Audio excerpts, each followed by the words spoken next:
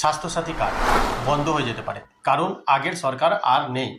তো আগের সরকার যে ফ্যাসিলিটি ছিল, যেমন এই ফ্যাসিলিটির মধ্যে স্বাস্থ্যসাথী কার্ড ছিল, সেই স্বাস্থ্যসাথী কার্ড বন্ধ হয়ে যেতে পারে।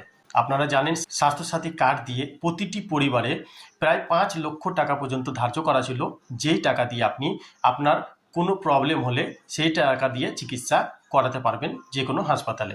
এখন এই স্বাস্থ্যসাথী কার্ড যদি বন্ধ হয়ে যায়, তাহলে গরিব পরিবারে যদি কারো কিছু চিকিৎসার পয়সা দরকার পড়ে, তাহলে কিন্তু তারা সোজা কথা মাঠে মারা পড়বে।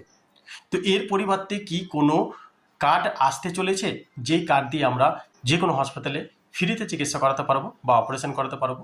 হ্যাঁ, এর পরিবর্তে একটা কার্ড আসতে চলেছে, যেটা হলো মোদি সরকারের, যার নাম হলো আয়ুষ্মান কার্ড। এই কার্ডে কত টাকা ধার্য করা হয়েছে? এই কার্ডেও সেম প্রসেস, 5 লাখ টাকা পর্যন্ত আপনি চিকিৎসার জন্য খরচা করতে পারবেন।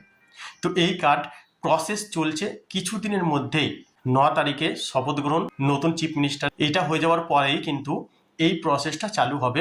আর একটা কথা বলে দিই, স্বাস্থ্যসাথী কার্ডে কিন্তু আপনারা ইন্ডিয়ার মধ্যে যে কোনো হসপিটালে করতে পারছিলেন না, আপনি শুধুমাত্র ওয়েস্ট বেঙ্গলেই করতে পারছিলেন। বাট এই আয়ুষ্মান যে কার্ডটা হবে, সেই কার্ড দিয়ে কিন্তু আপনি ভারতবর্ষের যে কোনো হাসপাতালেই কিন্তু ফ্রিতে এর লাভ নিতে পারবেন, মানে চিকিৎসা করাতে পারবেন। স্বাস্থ্যসাথী কার্ড আর আয়ুষ্মান কার্ড, এই দুটোর মধ্যে বেনিফিট হলো, স্বাস্থ্যসাথী কার্ডে শুধুমাত্র ওয়েস্ট বেঙ্গলে আপনি চিকিৎসা করাতে পারছিলেন, আর এই আয়ুষ্মান কার্ড দিয়ে এখন ভারতবর্ষের যে কোনো হাসপাতালে চিকিৎসা করাতে পারবেন। আপনি কিভাবে এই কার্ডটি অ্যাপ্লাই করতে পারবেন, সমস্ত কিছু ডিটেলসই আমি আমার চ্যানেলে ভিডিও বানিয়ে দেবো, আপনারা সেই ভিডিও দেখে এই আয়ুষ্মান কার্ডটি অ্যাপ্লাই করতে পারবেন।